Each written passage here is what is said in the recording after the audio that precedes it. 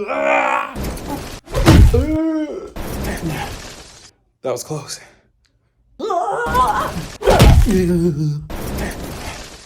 That was close. Again. Not today! My leg! Well, you know what? Actually, before I retract my helmet for the third time in 5 seconds, I will let you know that I will continue to do this throughout the entire movie. I will continue to retract my helmet and show you I am Paul Rudd at least 50 times every 5 minutes. In fact, me and several other characters will do this to show you our faces at the most worst time ever to retract the helmet during a movie. You cannot stop us. We do this so you can see our faces because of laws, legal action, payment, and screen time. But none of that matters to you. You will sit and you will endure and you will count every time this helmet leaves my face at the most inopportune times in the movie. You little piece of...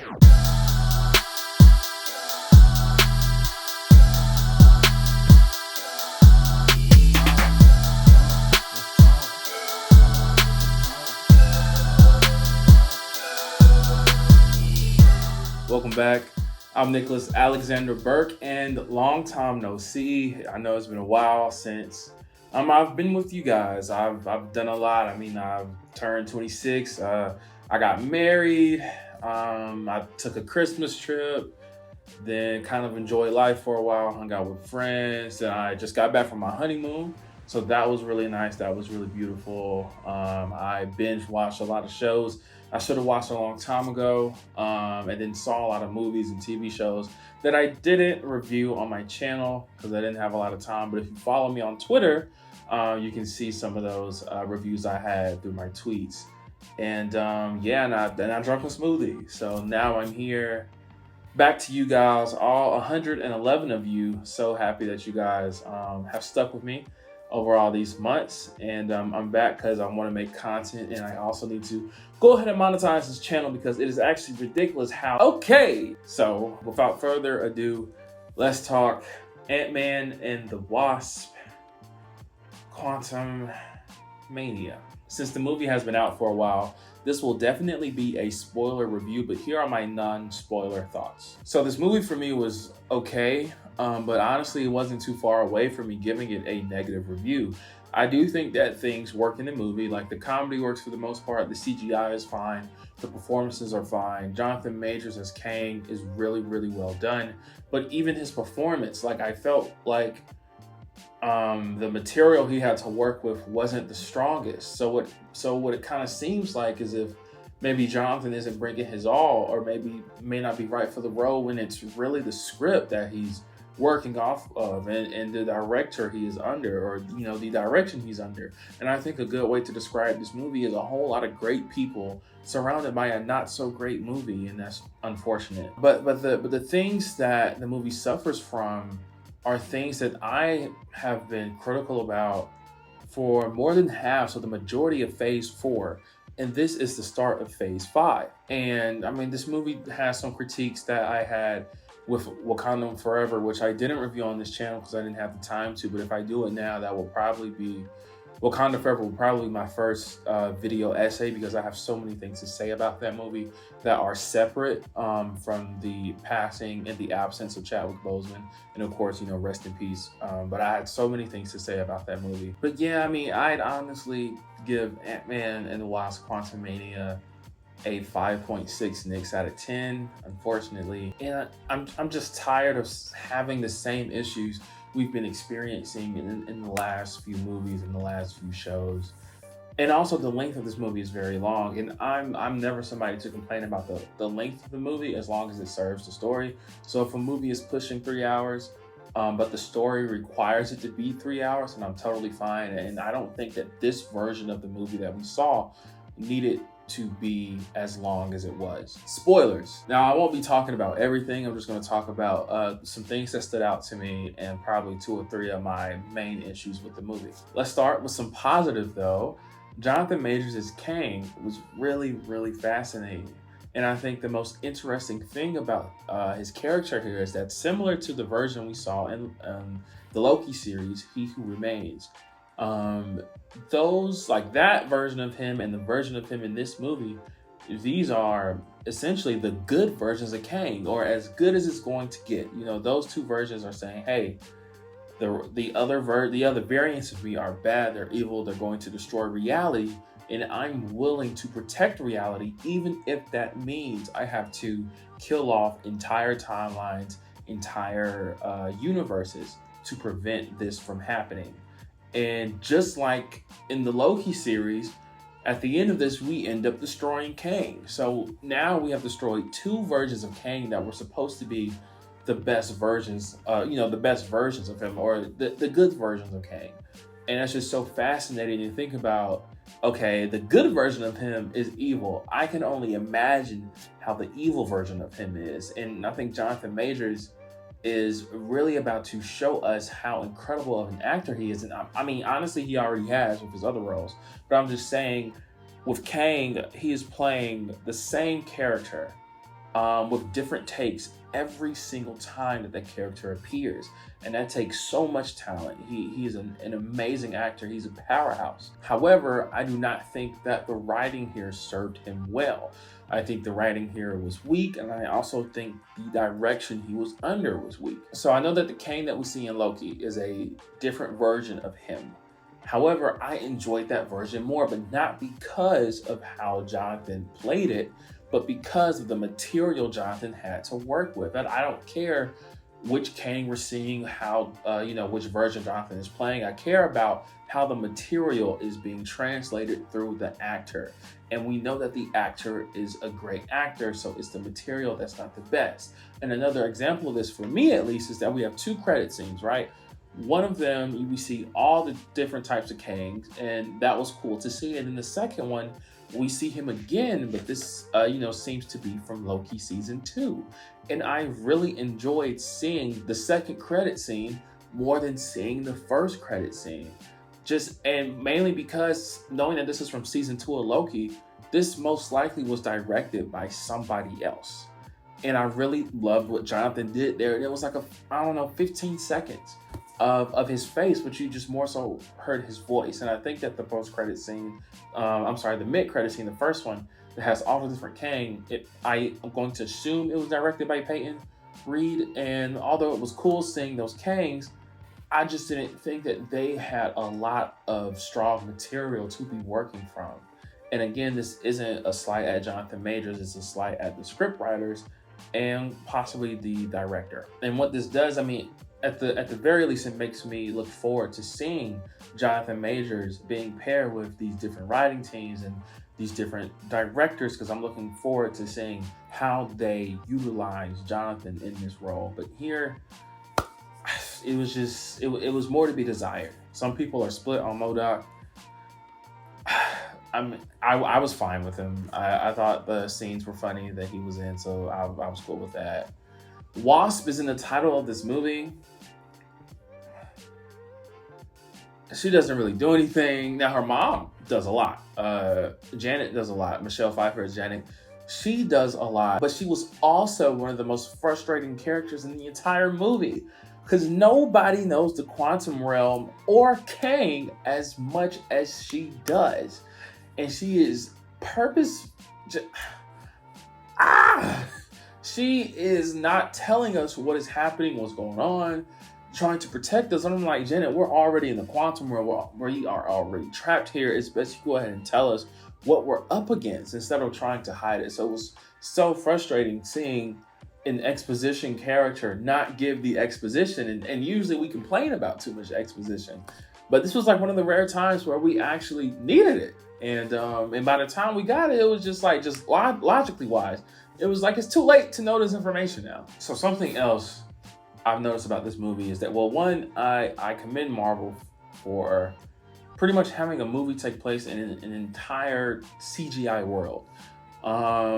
However, I do think that is my second biggest problem with the movie, is that I feel like for a movie to be successful for the masses, you have to give them something to latch onto. Something in your movie, or multiple things in your movie, needs to be grounded in some sort of reality that we experience, so that we can latch onto it and start to have a stake in it.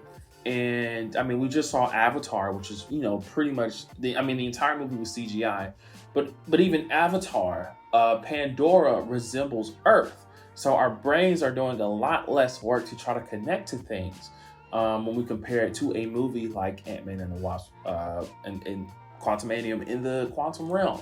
So I'm fine with not having a world that doesn't look like ours. I'm cool. I'm gonna be on board. And in fact, I don't require much to feel for characters and to latch on to characters and the story, because I'm a fan of film. I'm a fan of the genre. So you already got me. But for the general audience, I wonder, just how much they're able to connect to this when you take away a world that resembles theirs. And what happens now is that your characters and your story have to work 2 to 3 times as hard to capture and keep your audience. And you can make the argument that a way for us to latch on back to the story and the characters is the relationship between Scott and Cassie.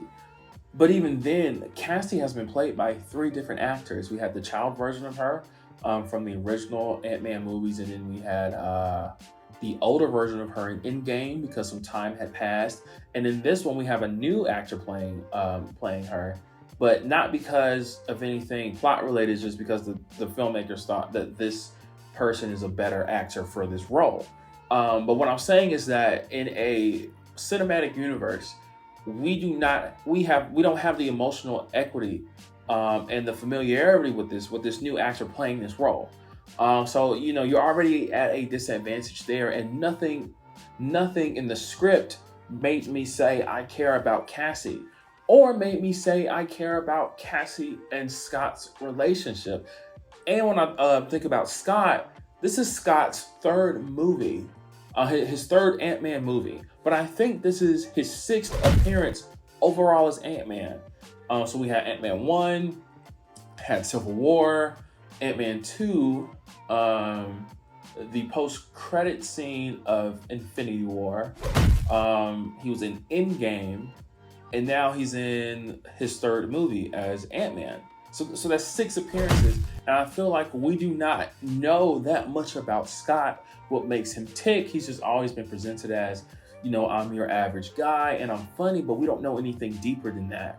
And now we're in this Avenger-sized threat of a movie, and I really don't have anything emotionally to latch on to Scott, because the relationship for the daughter didn't do it. So I'm just like, so why do I really care? And anytime they try to make me care, either a comedic moment or a joke or something that just did not make sense happened. And I will say, unlike Thor, Love and Thunder, this movie does a better job of the jokes. Like the jokes do not ruin serious moments, and I appreciate that. But really what happens in this movie for me that took me out is there's so many decisions and actions that do not make sense. And this brings me to my final point of the video, and also the biggest critique I've had of almost every single project in Phase 4, except maybe 1 or 2 things, and that's including shows, is that the MCU is starting not to make sense. And I'm not talking about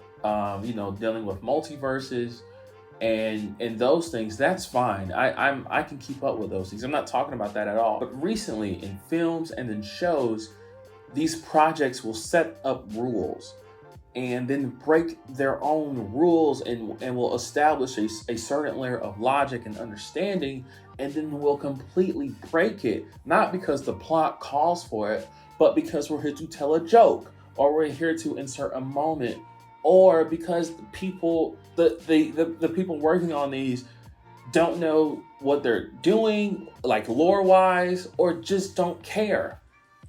Or don't have the time to go back and really make sure, okay, is this keeping up with our continuity? I'm not even talking about the continuity of the entire MCU, just the continuity and the decision making of our characters and the technology that they use. So I have a few examples, right? So we have retractable helmets in this, which I have come to hate. Not because I don't think that people should have retractable helmets.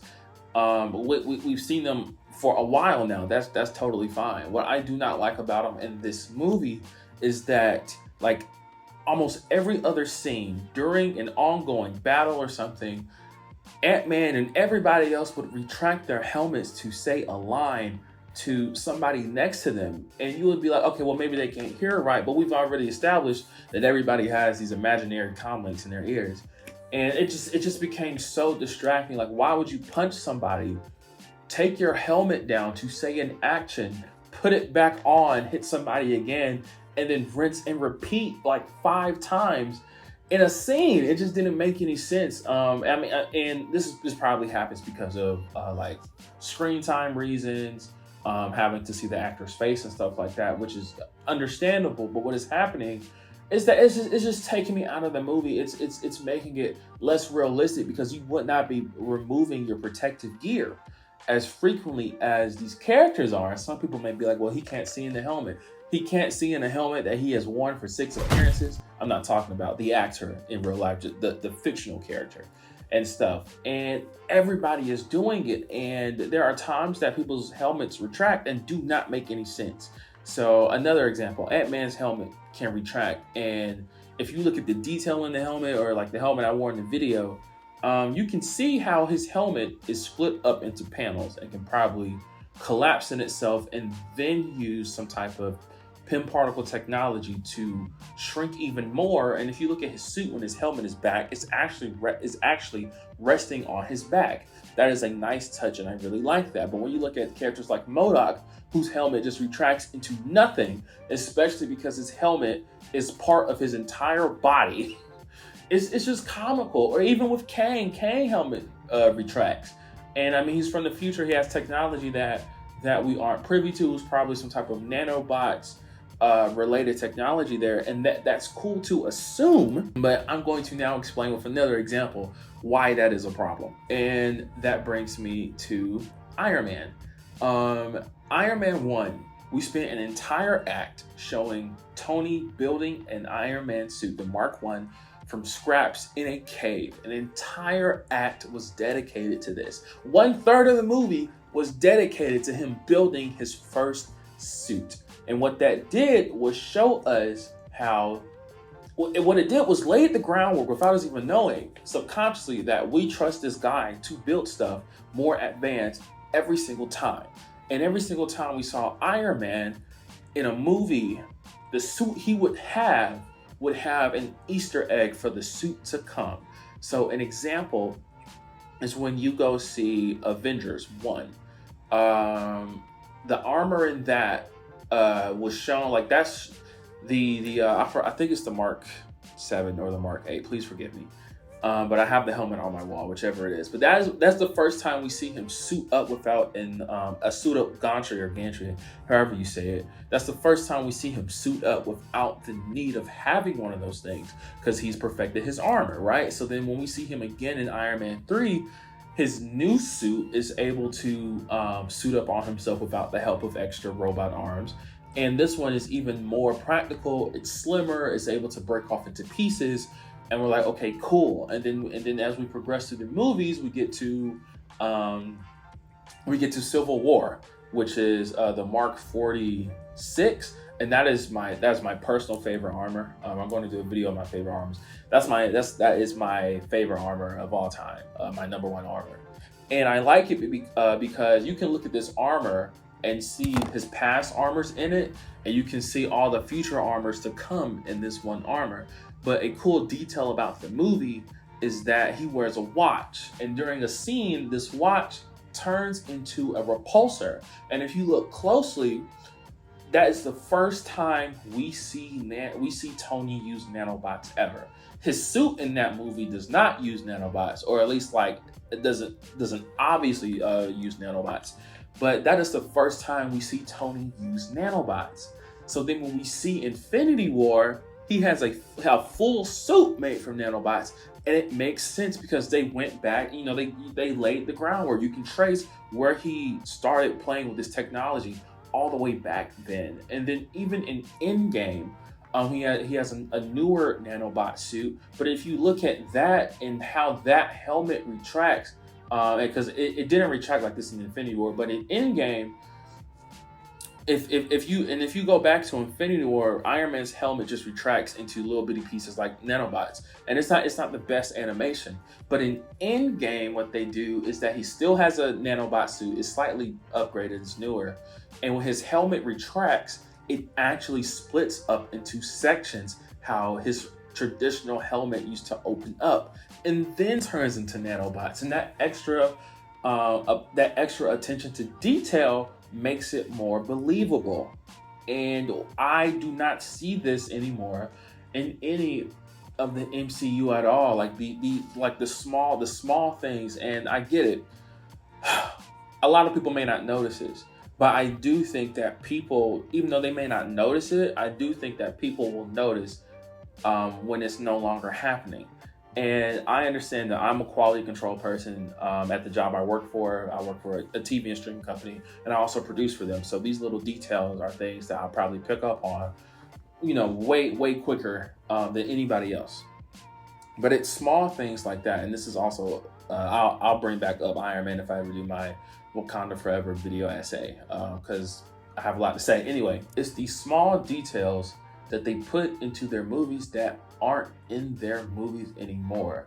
So not having a helmet split up into sections and then go into nanobots is just it's another way of showing how they're getting lazy. And one of the coolest things about the MCU, at least starting off, was that they took these larger than life characters and found a way to ground them. This is what an Iron Man suit would look like in real life. This is what a Captain America suit would look like in modern day. This is what a Falcon suit would look like in modern day. If Hawkeye was Hawkeye in these times, this is how he would operate. And this is how a helicarrier would work and things like that.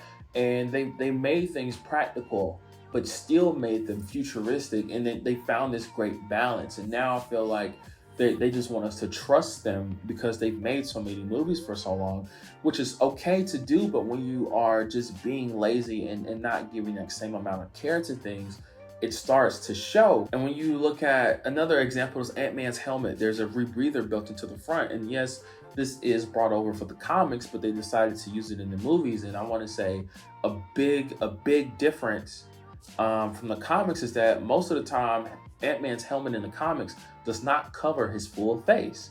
Part of his mouth is exposed, but in the movies, the helmet and the rebreather covers everything. And I want to say up until this movie, anytime we saw Ant-Man shrink or grow bigger, his helmet had to be fully enclosed. And it made you assume that for me to be able to shrink and grow safely, I have to be in an enclosed suit with the PIM particles traveling around. I mean, even the piping made you think that the PIM particles are traveling through these pipes around my body, shrinking the space that is around me. And in this movie, we start to see characters do that with their helmets off. And it wasn't making any sense. And like, we have this rebreather, and going back to the rebreather, you would assume that, okay, if I'm shrinking this small or growing this big, maybe the oxygen I take in, it has to go through a certain process now because I am a different size person. And in this movie, it's like all of that stuff is just thrown out the window. And I mean, even when you look at Cassie's suit, she grows big and then she takes her helmet off while being in big form, and she only took it off to deliver a comedic line. And I'm like, what are we doing? And again, it's only a problem because your previous movies have set up a world and made the audience think that for this to work safely, every part of my body has to be enclosed in this suit. And when you look at Cassie's boots, she has these Converses or shoes that look like Converses as her boots. And I'm like, that isn't like, how are you going? First of all, she makes an Ant-Man suit that looks just as advanced as Scott's and Hope's but her shoes are just Converses. It just did not make sense. Like, we're doing things because we think they look cool, we think they look trendy, but where is the science in a movie that is about scientists? But yeah, and again, I know it's small things, but there's so many I can't name in this video, and I think about Wakanda Forever. There's so many things in that one that just don't make sense, just like with common sense and thinking logically. Again, that are separate from the tragedy affecting the movie. These are just, going down to how the laws of our universe is working. And I had the same problem in Hawkeye. I had the same problems in She-Hulk. Not because of the stories the shows were telling, but just we're throwing away the logic that we set up in these shows and in these movies, and we just throw them away to do something funny or to have a moment. And I'm tired of it. I'm tired of it. Like, there's no reason why I just saw Cocaine Bear and I enjoyed Cocaine Bear more than a movie and a cinematic universe that has spanned over 10 years, something I have been watching since I was in high school, and now I'm married.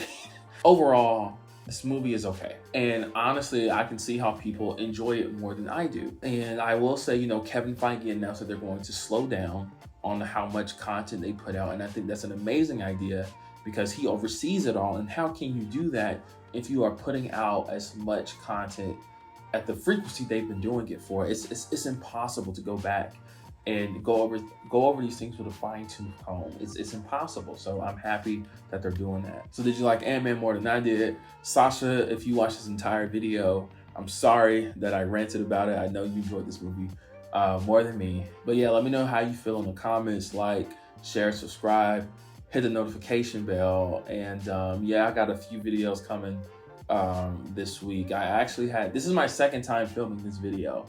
The first time I filmed it, I shot it out of focus and realized it about 30 minutes ago. So I have to refilm this and at least 2 other videos. So you're gonna see me in this shirt a couple times this week. But yeah, we definitely got Cocaine Bear review coming. We're gonna have Creed 3 review coming. We're going to have, a Mando recap, a Bel Air recap. You're going to finally see my collection. I filmed that video and I've edited it together. We had some last minute additions and they do make an appearance. And as always, thanks for watching. 2 elderly people and a middle-aged woman get on a moth stingray and they are flying it standing up with no body harnesses, just holding onto a rope, standing up, flying it, and the stingray moth creature is doing aerial maneuvers, and none of them fall off.